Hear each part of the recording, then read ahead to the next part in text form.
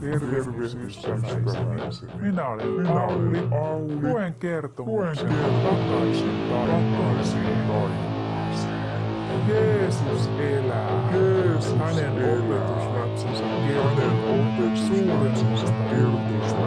Kaikille Jeesuksista.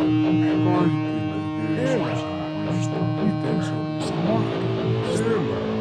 Jeesus on kuollut mahdollista. Miten Jeesus on kuollut elävä?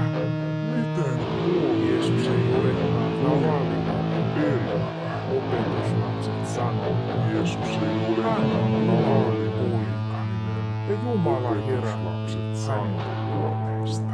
Hän on Jumala. Me tiedämme, että se on totta. Ja Jumala sillä olemme itse nähneet tästä. Eräänä päivänä, niin 6 viikkoa sitten Jeesus oli noussut kuolleista. Opetuslapset kokoontuivat vuoden uusille, ja Jeesus oli käskenyt. Jeesus oli noussut. Jeesus oli siellä. Opetuslapset kokoontuivat vuoden. Jeesus oli käskenyt.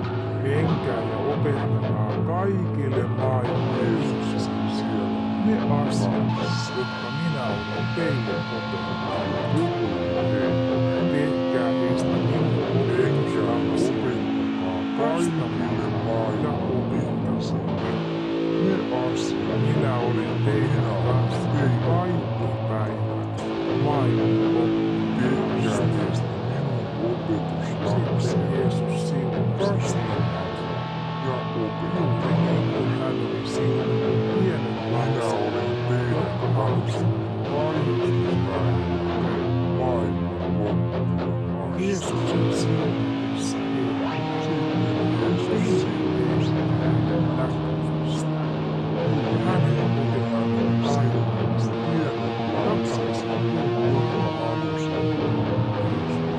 opetuslapset eivät olleet peloissaan Jeesuksen he olivat iloisia siitä, että Jeesus oli mennyt takaisin isänsä luo.